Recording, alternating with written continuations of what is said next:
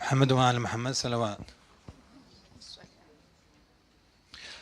Brothers and sisters, we'd like to begin the program with the recitation of the Holy Quran. Please welcome Yusuf with a loud salawat ala Muhammad wa Ali Muhammad.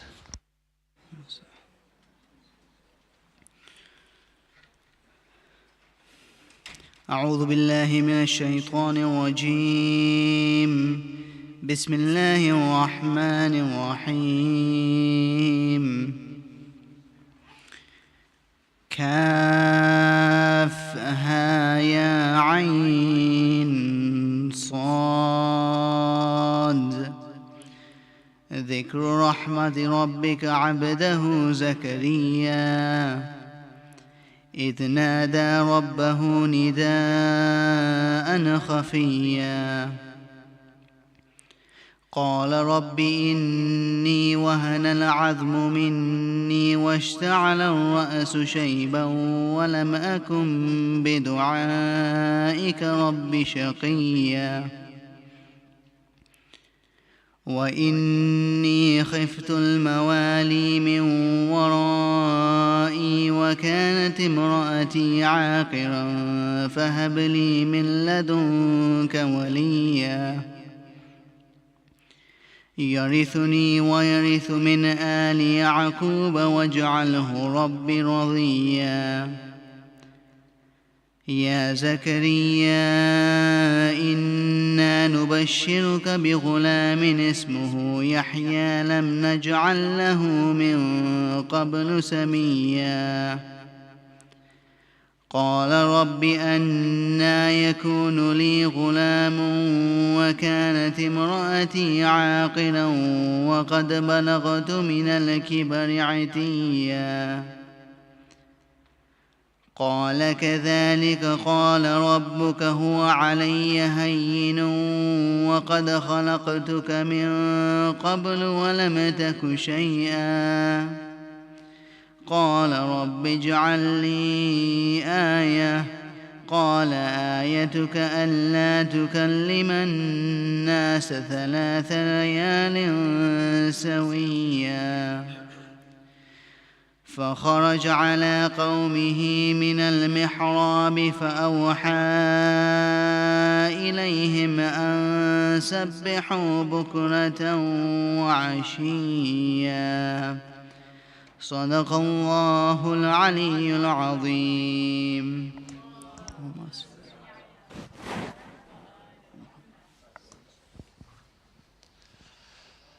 Thank you very much. Brothers and sisters, as we begin our MUHARRAM program, we are fortunate to welcome Dr. Ali-Reza Bhojani, who will be speaking to us with a series of 4 lectures on an ethics of responsibility and criticism in light of Imam Husayn ibn Ali alayhi salam. Please welcome him wa salawat ala Muhammad wa Ali Muhammad. Dr. Ali-Reza Bhojani is a teaching fellow in Islamic Ethics and Theology at the University of Birmingham, where he is a program lead for the MA of Islamic Studies. His research, teaching and writing focus on intersections between Islamic legal theory, theology and ethics. Salawat ala Muhammad wa Ali Muhammad.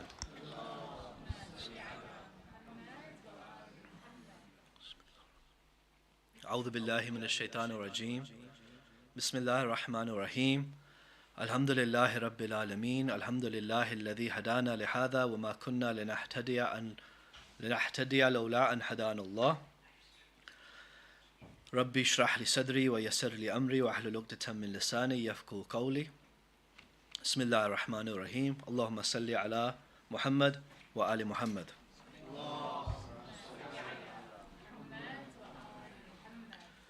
It's a privilege and an honor to be with you for the next 4 nights, to benefit from sharing some ideas and hearing your thoughts and questions and comments, as we mark the beginning of these days of remembrance and commemoration, of the love of the hearts, Hussain ibn Ali, salawatullahi wa salamuhu alayhi.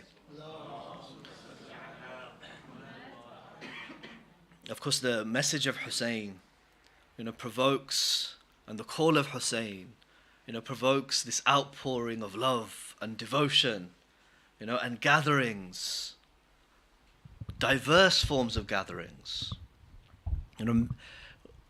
to the point that we have so much choice.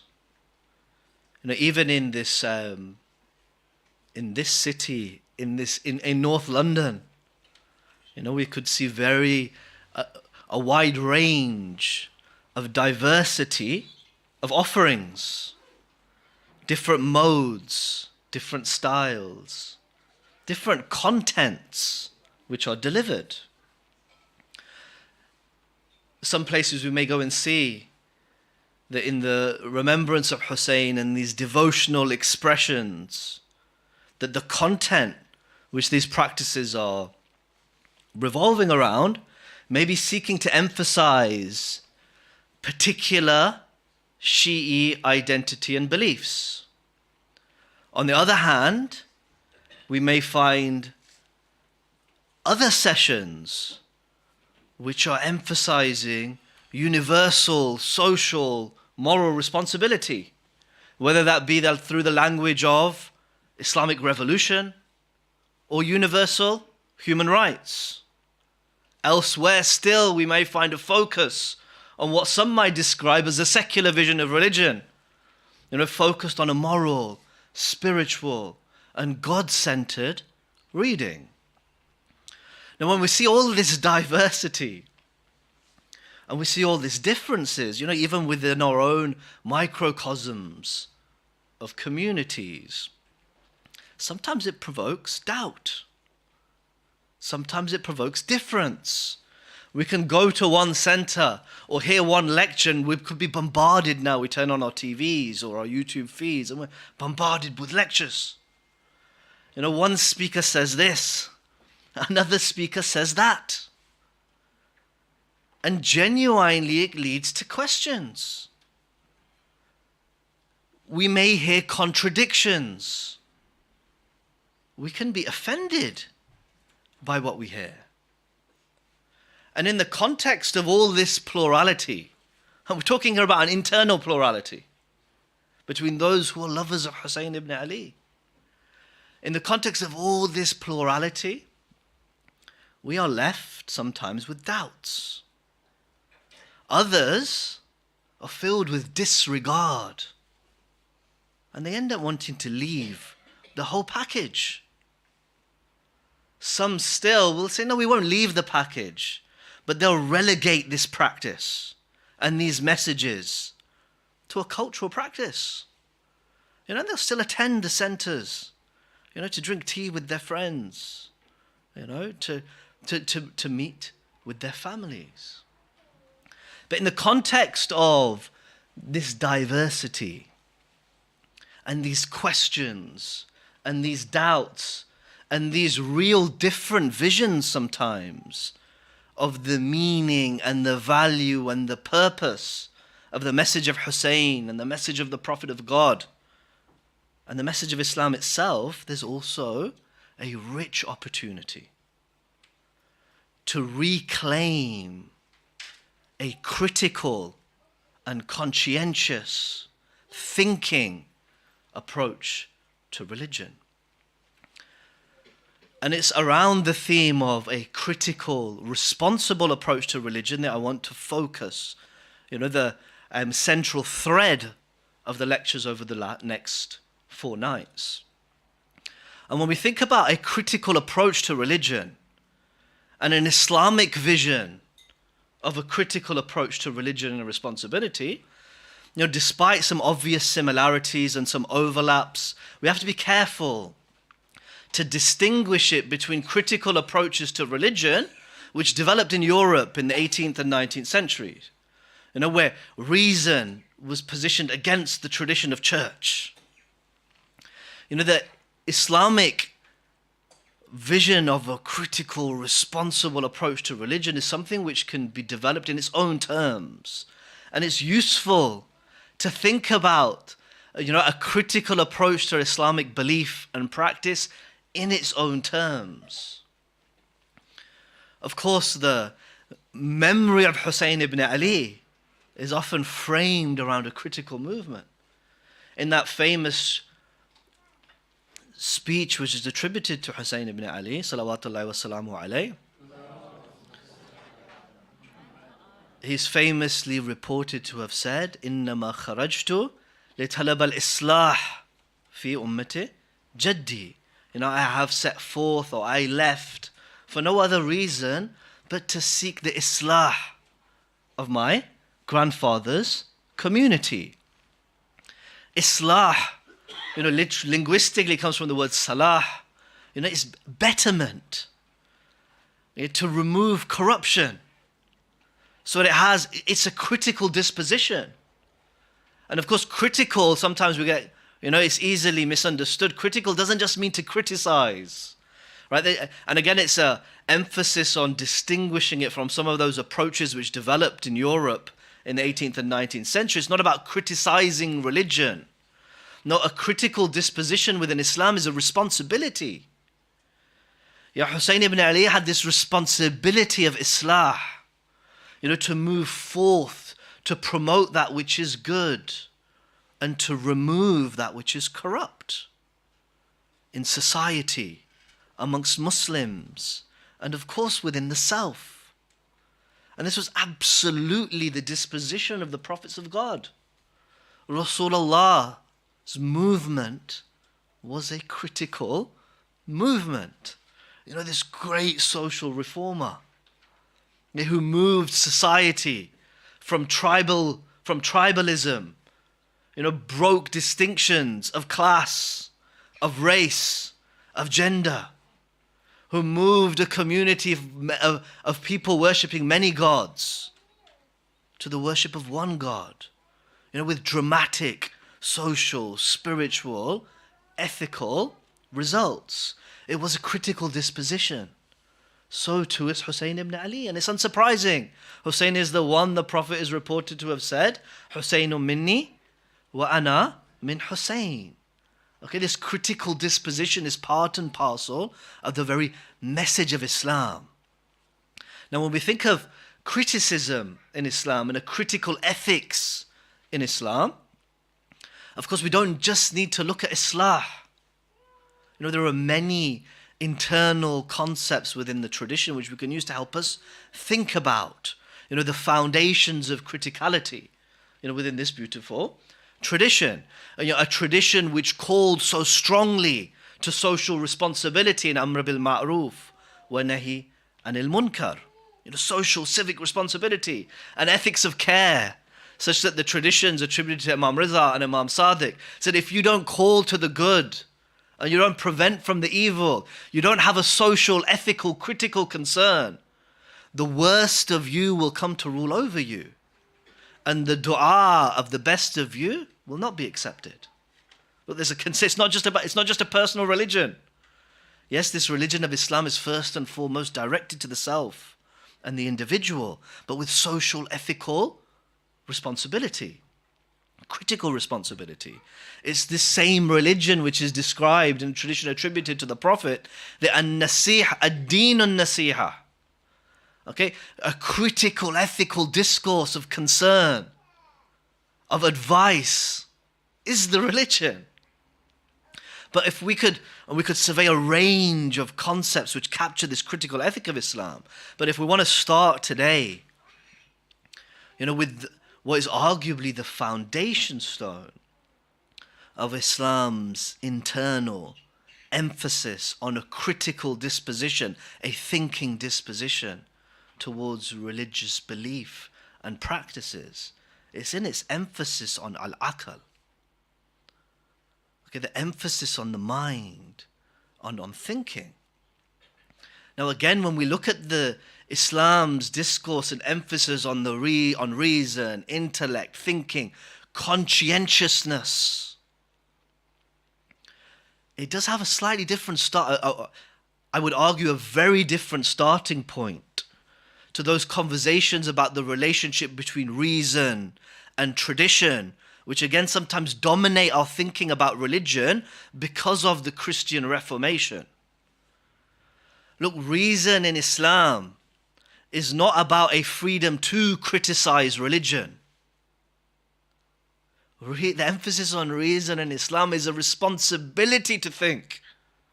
It's not about a freedom to think about beliefs and practices. It's about a responsibility to take a conscientious, committed approach to religion.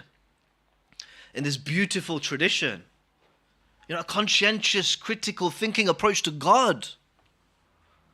In this beautiful tradition attributed to Imam Sadiq, salawatullahi wassalamu alayhi, is reported to have been asked, Mal aqal? What is aqal? This thing that sometimes we translate reason, intellect, thinking. Mal aqal? It says, aqal alladhi ubida bihi ar-Rahman. This is the thing through which the most merciful is worshipped. وَاقْتُسِبَ بِهِ الْجَنَانِ. And it's through the mind, it's through conscientiousness, it's through critique that the heavens are acquired. It's a very different starting point. Linguistically, aqal in the Arabic language, again, it's not about freedom. Okay, it's about restraint. Okay, the aqal linguistically, the aqal is that which was tying the camel. They would use a camel to tie, and they would say that the camel has been tied. Okay, using the word aqal.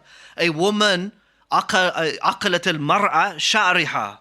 Right, the woman would tie her hair. This was described as her employing aqal. Okay, we had the aqal of the lisan in the Arabic language was to restrain the tongue. Okay, it has a sense of, linguistically, of imsak. Okay, to hold back. Right, so reason gives us limits. Reason gives us something to grab hold of. It's not about freedom. We see that this beautiful emphasis on reason gives us a remarkable opportunity in Islam. And as we said, it's a very different starting point. Look, the idea of reason as a restraint, as we see in that linguistic sense, that the aqal of the lisan is to, the aqal of the tongue is to hold it down. Right? We see this ethical sense of restraint pervasive in Islam's virtue ethics, in Islam's akhlaq discourse. And we may be very well familiar with this, that the faculty of the aqal is the one which restrains anger and appetite, towards moderation and balance. See, reason has this role in the cultivation of character, in the cultivation of the soul, in the cultivation of the mind, and it's pervasive across the Islamic ethical tradition. But the emphasis on aqal, of course, in Islam goes way beyond that. And it's not a Shia thing. Okay, aqal has been so emphasized in Islamic theological traditions, not just the ethical traditions, that we find it across the schools of Islamic theology. Whether we look in the Sunni world, often we think it's associated, aqal is associated with the Mu'tazili school, who of course emphasize reason as a source and a method of understanding religious belief, okay, in conversation with revelation. We have the Maturidi school, one of those mainstream Sunni schools today, which can emphasize reason's value. The Ash'ari school. Sometimes in Sunni Shia polemics, the Shias present them as the unthinking, but they were classified as rational theologians, absolutely committed to the use of reason to explore and defend their understanding of theology. Even the traditionalists, often marked the traditionalists, the Hanbali theologians, they were strong advocates of reason as a means to understanding God, as a basis for understanding morality, and that reason and revelation are in absolute concurrence. Of course, in the classical Shia theology, as it developed over time, an emphasis on reason became a hallmark of the Shia tradition. And even just from the single tradition I've narrated from Imam Sadiq, the al-aqal bihi ubida bihi ar-rahm, that it is reason through which God is worshipped, and it is reason through which the heavens are acquired, we can understand why it became so central within Shi'i thought. In Shi'i thought, of course, Aql becomes the basis for recognizing God. Human understanding becomes a basis for recognizing God, whether that be through experience, intuition, interpreting the signs of the heavens and the earth, through inference and induction.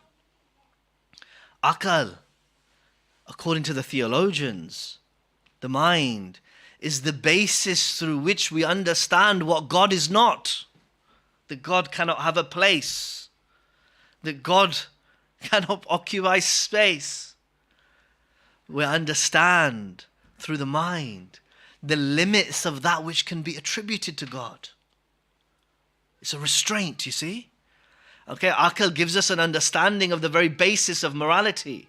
That which is good, that which is bad, that which can be attributed to a just God. A God who is just in his essence, in his actions, and in his regulative framework. See, this emphasis upon reason gives us a critical framework for religion, for religious theology, ethics, and practices. Okay, it tells us what we can't attribute to God. Gives us an opportunity to assess, an emphasis and a responsibility to assess that which we receive in a beautiful tradition, attributed and recorded even by Sunni scholars to Imam Ali salawatullahi wassalamu alayhi. And it's in a poetic form in the Arabic, so forgive me for my loose translation, but I'll read the Arabic as well. It's reported the Imam says, Al-Aql Aqlan. And he's thinking about, it seems he's thinking about Aql, you know, as not as this, simply as this ethical idea of the faculty governing appetite and anger. No, Aql as the faculty of understanding. Okay? And Aql as that which we receive. Okay, these two senses. So Al-Aql Aqlan. Okay, reason, intellect, however we want to translate it, are of two types. Mutbu'an wa masmu'an.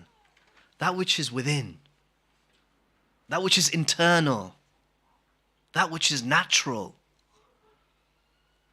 And that which we hear.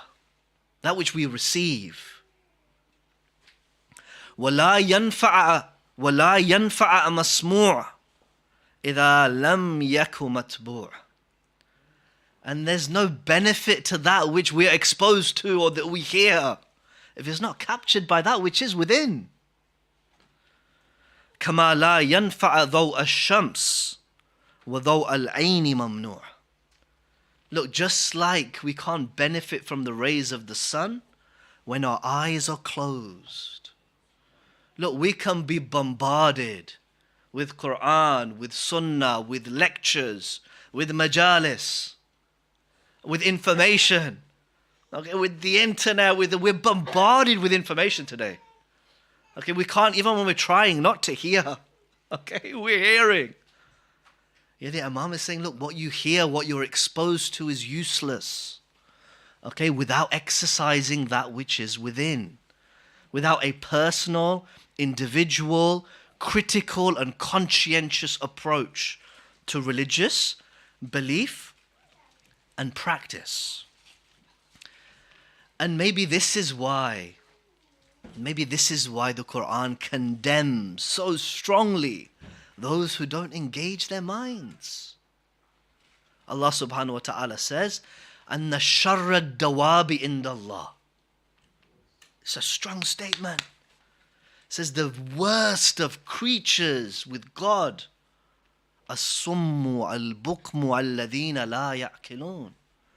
The worst of creatures before God are those who don't talk, who don't listen, and those who don't use their minds.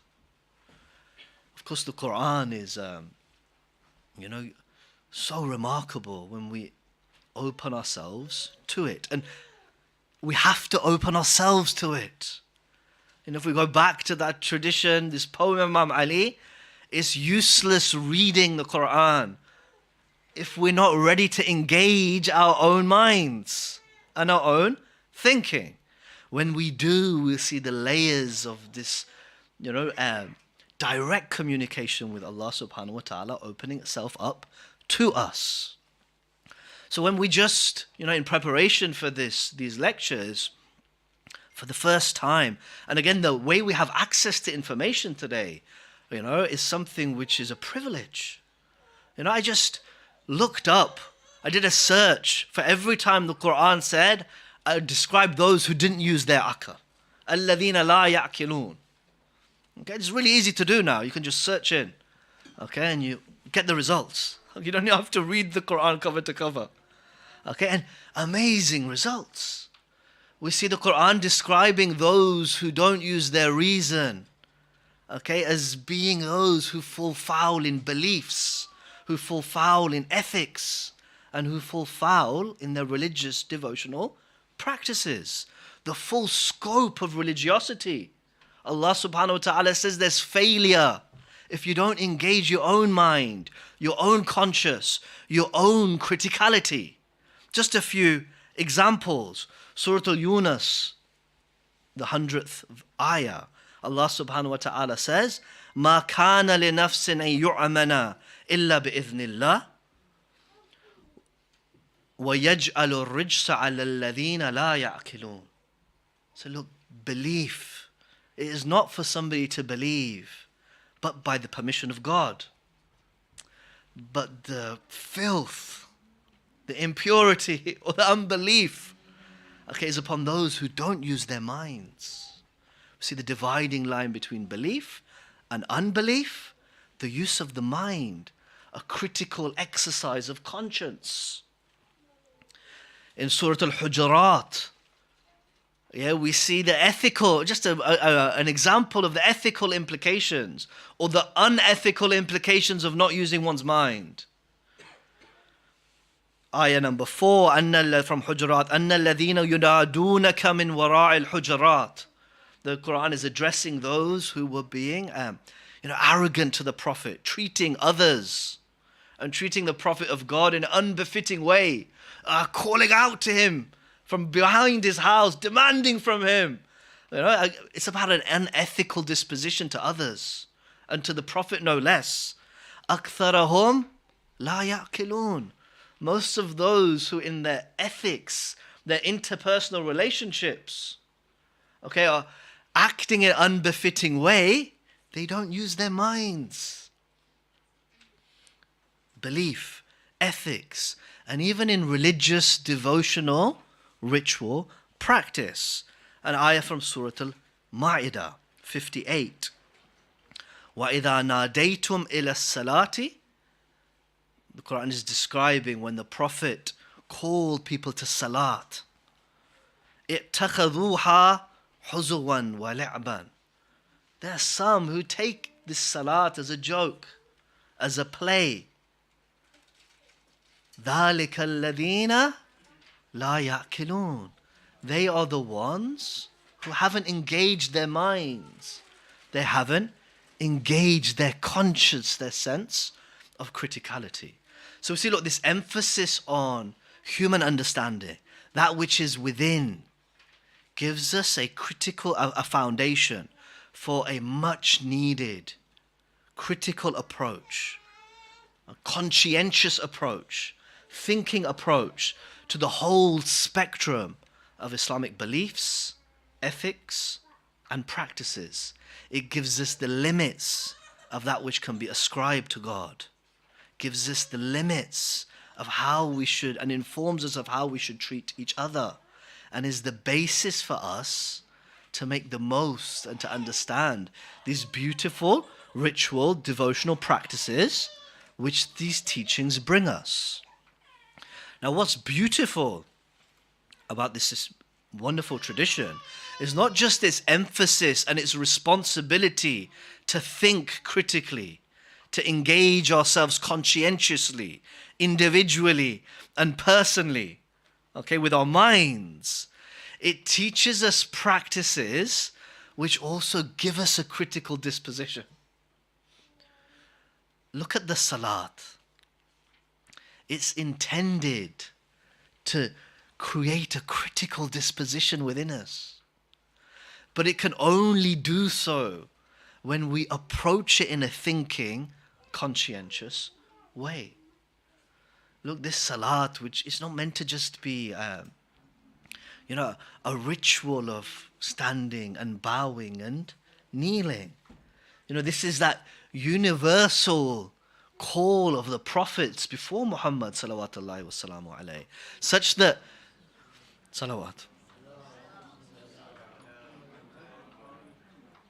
the likes of Isa ibn Maryam, no less, could introduce his personality as being the one who was called Awsani bis salati was zakati ma dumtu hayya.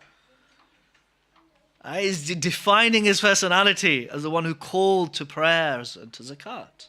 Right? This salat is not just an empty form for discharge of responsibility, discharge of duty. It's supposed to move us and shape us and direct us. It's a critical practice. Look, when we stand consciously and we say Allahu Akbar, it can reposition where I am in my day, in my life. Redirect my attention. Look, it's a salat which is filled with consciousness, with attention which is effective. The Quran says, La taqrabu salat wa antum sukara. Don't approach prayer whilst you're intoxicated. Now, of course, the immediate context was when Muslims were still drinking, because the removal of permission to drink alcohol was gradual during the Prophet's life. So the immediate understanding of the verse was, don't approach salat whilst you are intoxicated. But the rest of the verse tells us that the meaning wasn't restricted to then. The ayah says, La taqrabu salat wa antum sukara hatta ta'lamu ma taqulun. Don't approach prayer until you know what you're saying. Okay, even those of us who have had an opportunity to learn a little bit of Arabic, how often it is we're praying, we're completely oblivious to what we say. Our mind is on where I left my keys, or what, trade I have to make tomorrow, or what I have to cook. Yeah? Allah says, don't approach salat until you know what you're saying with consciousness. You see, it's a critical exercise of that which is within. Aqimu salata li dhikri. Establish prayer for my attention. Look, if I can become attentive in my salat, yet critical through remembering that God is great, that He is my direction, critical of my pride, of my narcissism, of my desire for likes and views and all the rest of it. Okay, this impacts me outside of my salat. Yeah, it's with an attentive turn towards God within those few moments that I might be able to take a critical, attentive turn towards God in everything else that I do. And it's this type of critical, conscientious thinking practice which can change the self and change societies. And it's this type of critical, conscientious practice which we see the Quran describing as inna salata tanha anil fahshai wal munkar. Look, not every prayer repels from corruption and vice. Most Muslim countries are high up on the corruption leagues, if not the highest. No, the practice of religion has to be critical, conscientious. Just like the salat is ineffective if it isn't critical and conscientious, Islamic belief, Islamic ethics, and Islamic practice is ineffective unless it's with a critical, conscientious, individual disposition. At Karbala, we see very vividly this distinction between an unthinking belief that hangs only on the tongue, an unconscious practice which left people to slaughter Hussain ibn Ali. And we see those who were moved by their beliefs and moved by their practices because they took the responsibility to think. Look at Hurr ibn Yazid al-Riyah. You know, the one who diverted Hussain on his way to Karbala. Diverted Hussain on his way to Kufa towards Karbala. On the morning of Ashura, this man who stood for Yazid, yet prayed behind Hussain ibn Ali in the build-up to that day. You know, at that point, you know, maybe that conscientious prayer had an impact. It gave him a critical disposition, a critical conversation with his own soul. You know, this brave man of the Arabs was seen to be, or was described to have been seen to be white of face, such that somebody could ask him, are you scared this day? You know, the Maqatil report, they say he replies, I'm not scared this day. You know, Wallahi akhiru nafsi bayn al-jannah wan-nar. Says really, right now, my soul, my mind is choosing between heaven and hell. And with that, he rode towards Hussain ibn Ali. Assalamu alayka ya Aba Abdullah wa ala al-arwah allati hallat bi fina'ik. عليك مني سلام الله أبدا ما بكيت وبكي الليل والنهار ولا جعل الله آخر العهد مني لزيارتكم السلام على الحسين وعلى علي بن الحسين وعلى أولاد الحسين وعلى أصحاب الحسين صلوات على محمد وآل محمد.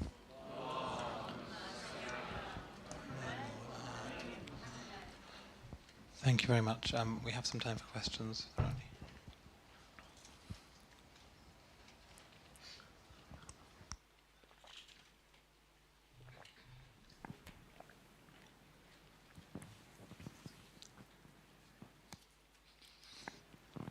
Assalamu alaikum, Ali-Reza. Thank you very much.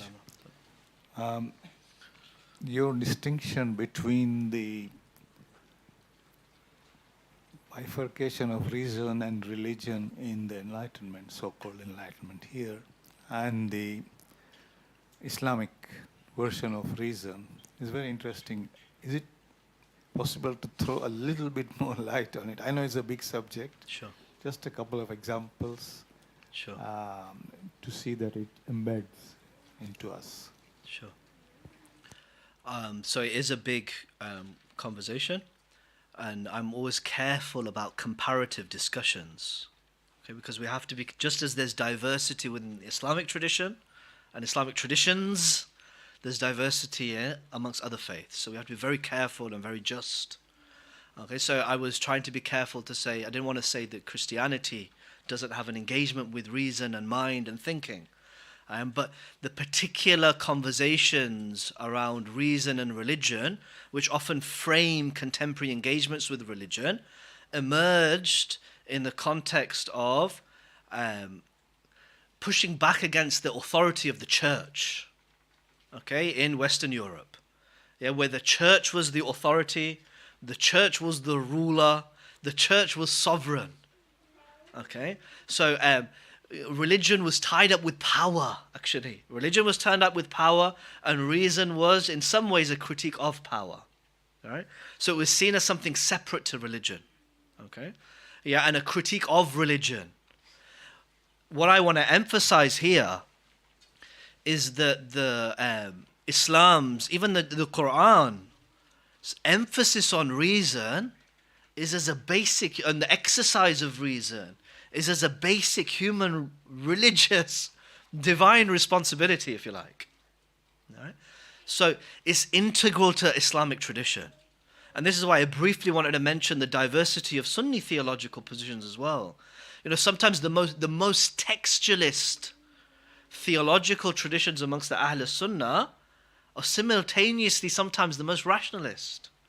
So the likes of the Hanbali school have a strong commitment to the authority of reason, because you can't get past it when you look at the Quran.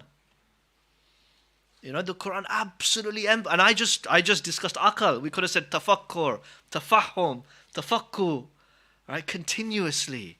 And actually we can see this is a very natural thing, because ultimately if we're given knowledge, If we're presented with ideas, we still have to embrace them or assess them.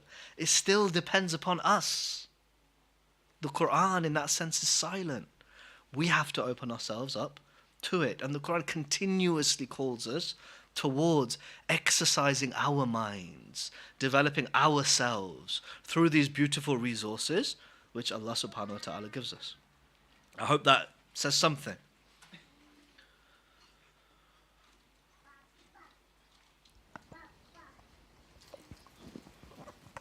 Salam alaikum, thank you for your lecture. I just like to put this question on behalf of someone. Why it's been recommended to read Ziyarat Ashura? Because in this Ziyarat we talk about land of this, land of that.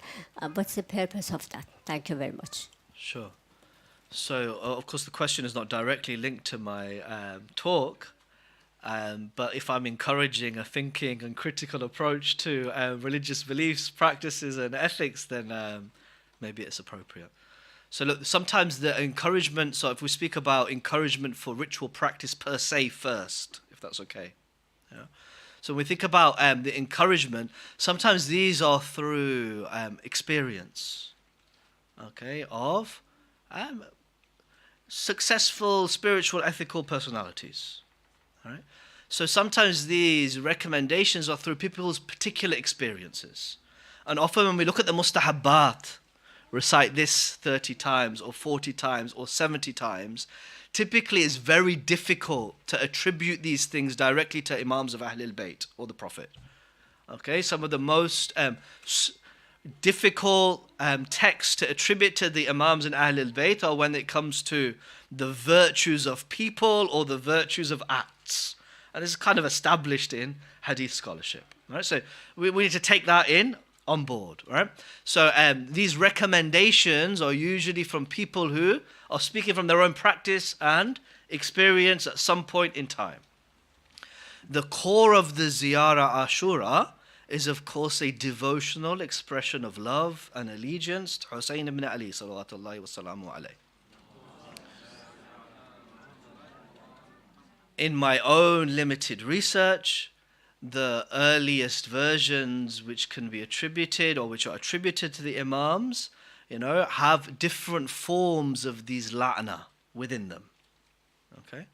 Yeah, so we see some differences in the way this la'na is described and related.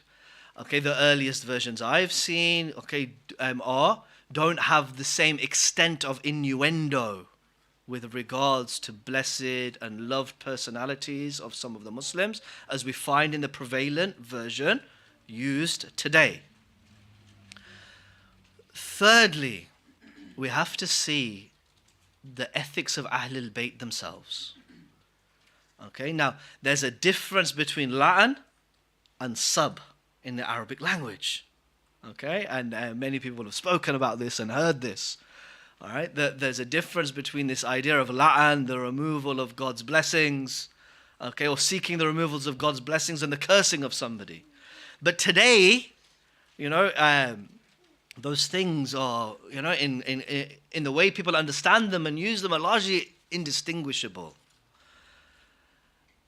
And when we look at the ethics of Ahlul Bayt and the Quran itself, it says, don't curse others.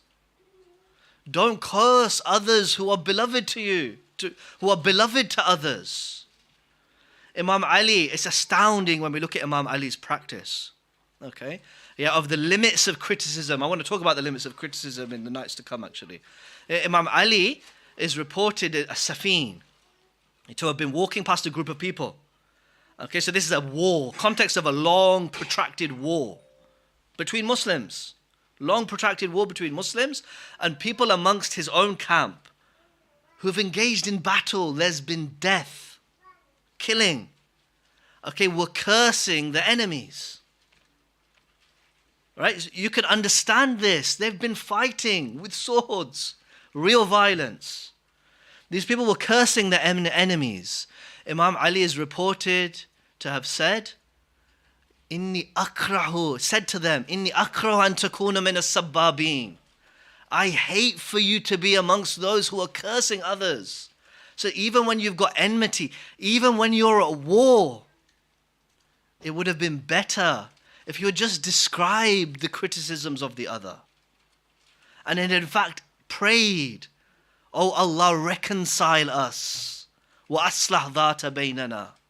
Protect our blood and protect their blood. So I hope that gives us something to think about in terms of the direct question. Assalamu alaikum. Thank you very much indeed for your lecture. I hope I'm not preempting anything that's going to come in your later lectures, but given that you said, and we all accept that Islam requires us to have, jointly and severally, a critical disposition, and it's a deeply personal religion as well as having social aspirations as well. And you mentioned Hur, who had a moment of epiphany, and we all pray for us to have that moment of epiphany as well. But given that background, and also you said that the diversity of practice can sometimes lead to people to actually question belief. What do you think is the role of leadership in guiding the community to have that critical disposition and not have it ossified in ritual? Yeah, so it's a beautiful question. So I think we have to, as we said, I think reform, criticality, we can build this. We see it deeply ingrained within our own tradition. Okay, as I'm trying to argue, it's a fundamental responsibility of the teachings of Islam to have a critical disposition towards belief, ethics, and practice.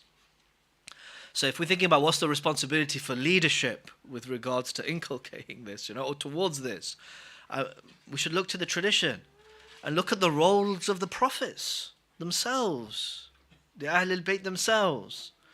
So in some ways, it is preempting slightly something, but it's a beautiful question. Imam Ali, in one of the opening speeches of Nahj al-Balagha, describes the purposes of prophecy. Amongst them is لِتُثِيرُ دَفَائِنُ الْعُقُولِ.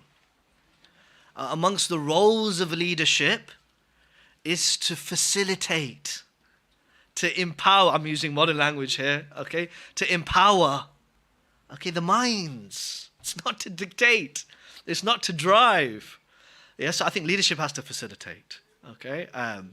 This is deeply challenging, but it's two-way. If we're going to emphasize the individual, accountable, vision of criticality in Islam, it also has to come.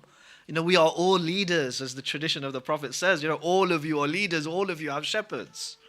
Okay, so leadership comes from each and every one of us.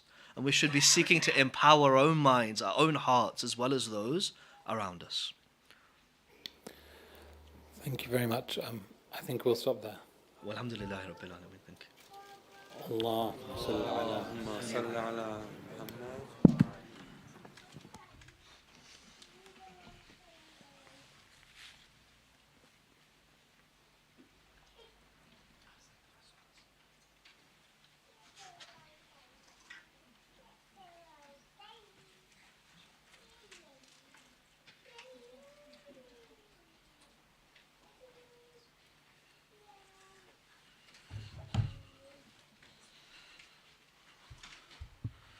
صلوات على محمد وآل محمد.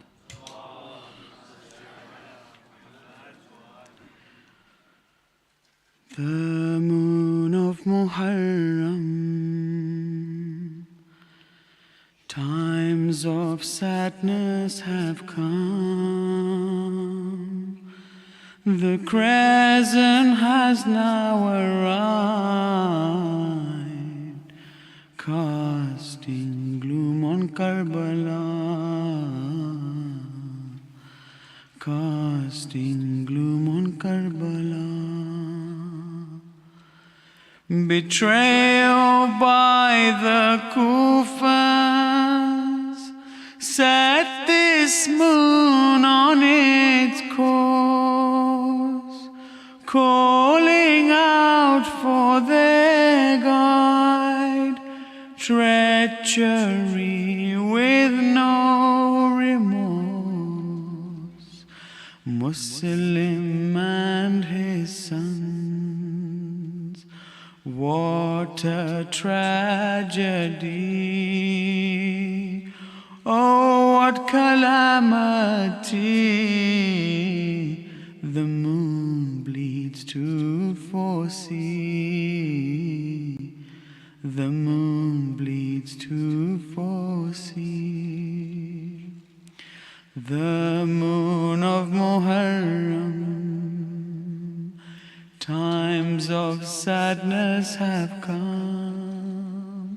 The crescent has now arrived, casting gloom on Karbala, casting gloom on Karbala. On the 9th it heard the prayers of those pure souls for the rising sun. Perhaps this could be its role. Akbar's adhan so clear, this moon filled with fear. How will it possibly arise and see the state of those dear, and see the state of those dear? The moon of Muharram, times of sadness have come. The crescent has now arrived, casting gloom on Karbala, casting gloom on Karbala. It saw the 6-month infant, no water but an arrow. That night it shone its light on Rabah filled with such sorrow. To see my Asghar I crave, I hear nothing but his cries. Oh son, please do not arise. And with his mother sympathize, and with his mother sympathize. The moon of Muharram, times of sadness have come. The crescent has now arrived, casting gloom on Karbala, casting gloom on Karbala. Witnessed it the trampling on Sham-e-Ghariba, saw that night the terror, bodies scattered afar, tents looted and on fire. Earrings snatched from Ruqayyah, this moon also in such pains, this household bound in chains, this household bound in chains. The moon of Muharram, times of sadness have come. The crescent has now arrived, casting gloom on Karbala, casting gloom on Karbala. From this month my baby had to wander fairless. Zahra's grave is restless for her daughter princess. The cloak of purity. For this mother so holy, the beloved of Fatima, paraded in the bazaar, paraded in the bazaar. The moon of Muharram,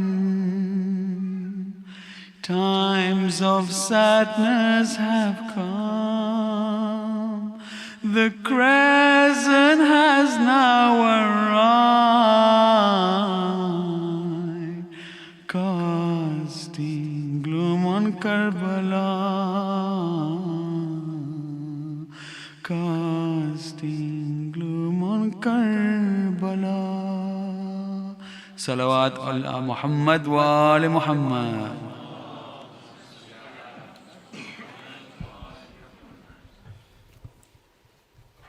Brothers and sisters, we will now continue with the recitation of the Muqtal. We hope that the delivery of the most poignant aspects of Imam Husayn's journey through a series of conversations will help our audience better relate to and encourage further observations of this pivotal episode in our history. Great effort has been made to keep true to the authentic sources such as Sheikh Mufid, as well as tapping into different forms of observation across the Shi'i world. We're always open to suggestions and comments that help us on our collective journey towards fulfilling our duties towards Allah. Salawat ala Muhammad wa ali Muhammad.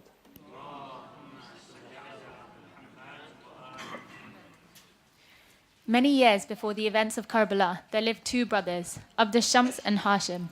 They were the direct descendants of Prophet Ibrahim. They were appointed to look after the pilgrims who came to Mecca. When Abd al-Shams died, his adopted son Umayyah thought that he would take his father's place. But because he was known to be dishonest, the elders decided that Hashim should be given the position. Umayyah started to resent his uncle and treated him so badly that the elders decided to exile him to Syria. Hashim was the great-grandfather of the Prophet Muhammad, and Umayyah was the great-grandfather of Muawiyah. Muawiyah sent his army to fight against Imam Ali at Siffin in Iraq. They took over the river Euphrates and stopped Imam Ali and his army from getting any water.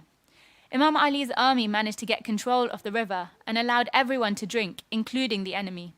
This was the same river where Imam Husayn's army was prevented from drinking from 23 years later.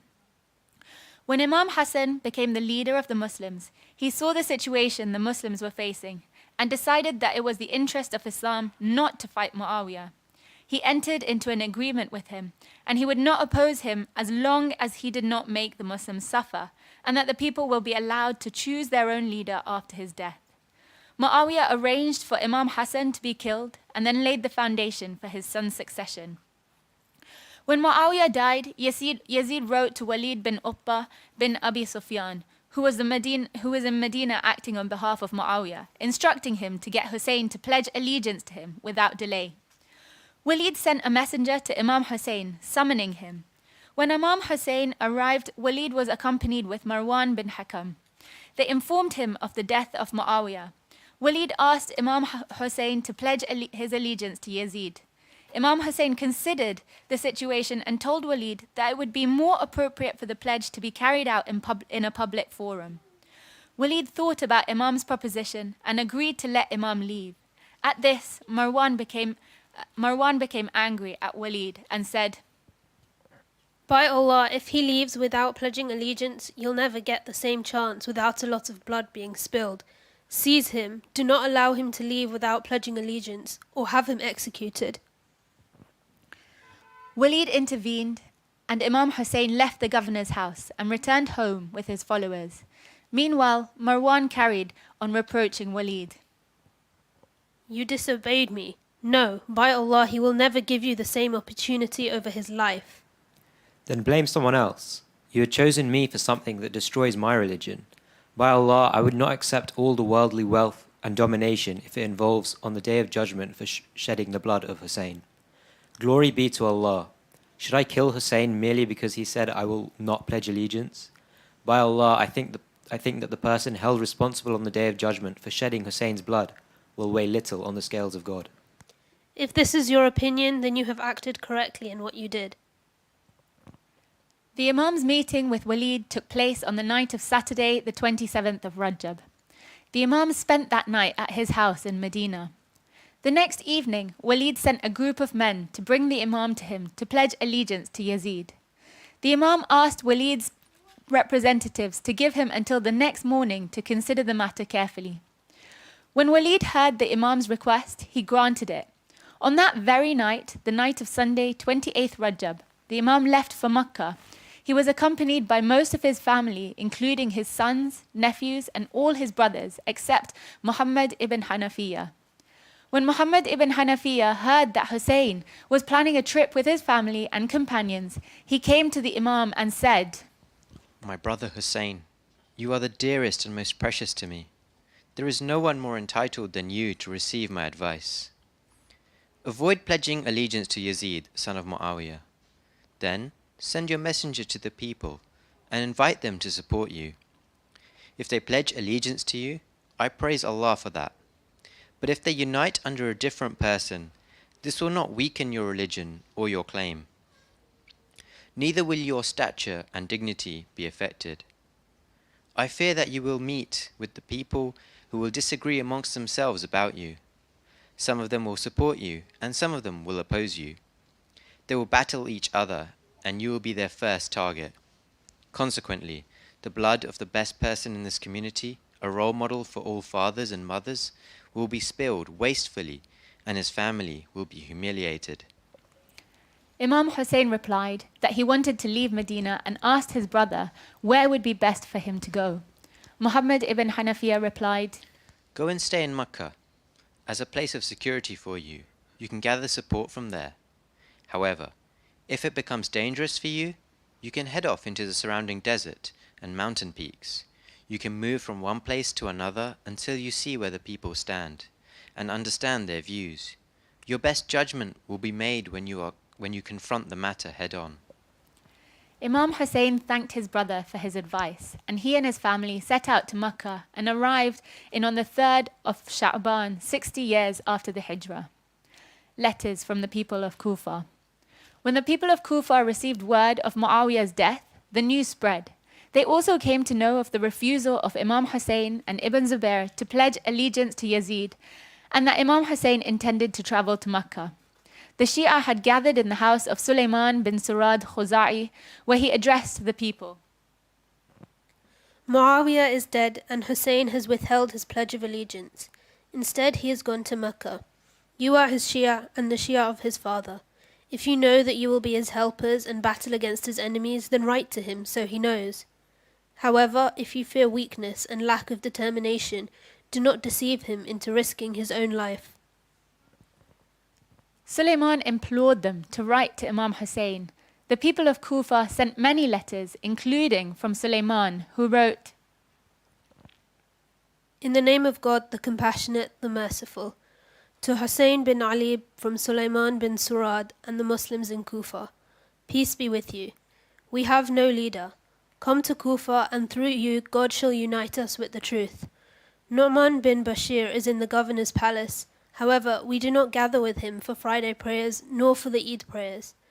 Once we hear that you have accepted our invitation, we will chase him away to Syria, God willing. Peace and mercy of Allah be with you. Imam Husayn received about 150 letters in the following days, each letter being written by one person or a group of 2 or 4 persons. Imam wrote the following letter in reply. In the name of Allah, the Merciful, the Compassionate. From Hussain ibn Ali to the leaders of the believers and the Muslims. Hani and Syed have brought me your letters. They are the last 2 of your messengers who have come to me. I have understood everything which you have described and mentioned. The main statement of your great men is, there is no Imam over us, therefore come. Through you, may Allah unite us under truth and guidance. I am sending you my brother, Muslim ibn Aqil, who is my cousin and my trustworthy representative from my house. If he writes to me that the opinion of your leaders and of the men of wisdom and merit among you is united in the same as the messengers who have come to me have described, and as I have read in your letters, I will come to you speedily. Allah willing, for by my life, what is the Imam except one who judges by the book? one who upholds justice, one who professes the religion of truth, and one who dedicates himself to the essence of Allah.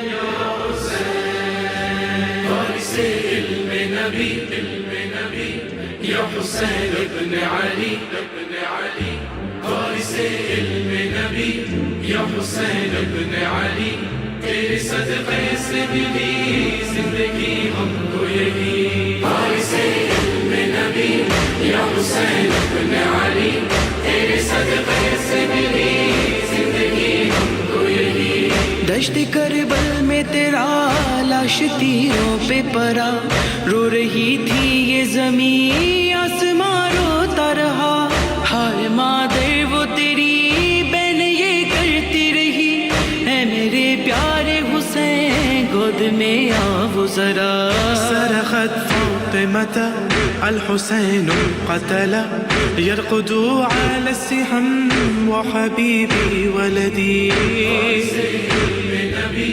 یا حسین ابن علی تیرے صدقے سے ملی زندگی ہم کو یہی فارس علم نبی یا حسین ابن علی تیرے صدقے سے ملی زندگی ہم کو یہی تیرے اصغر کا گلا تیرے اکبر کا جگر بھائی عباس کے غم میں تیری ٹوٹی کمر اور پامال بدن رن میں قاسم کا ہوا ایک دن میں ہی لٹا کربلا میں تیرا گھر ذبحوا كل بني تسجد تجبي تشكر خالقك يا إله الأزلي یا حسین ابن علی تیرے صدقے سے ملی زندگی ہم کو یہی فارس علم نبی یا حسین ابن علی تیرے صدقے سے ملی زندگی ہم کو یہی رن میں تلوار بنا آئے عباس علی ہر طرف حملہ ہوا مشک پانی بچھ دی آنکھ میں تیر لگا اور بے وست ہوا دونوں بازو کو کٹا کے گرا اس پہ جری وهو كل الوفا يصرخ بدو السماء سقط عباس جري من حسان خشبي یا حسین ابن علی تیرے صدقے سے ملی زندگی ہم کو یہی فارس علم نبی یا حسین ابن علی تیرے صدقے سے ملی زندگی ہم کو یہی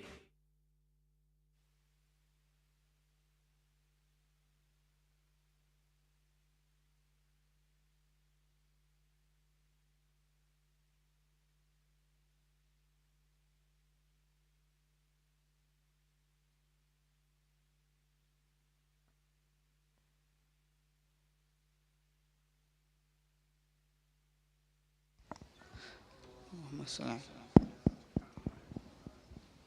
think we should all get ready for namaz. We'll recite the azan shortly.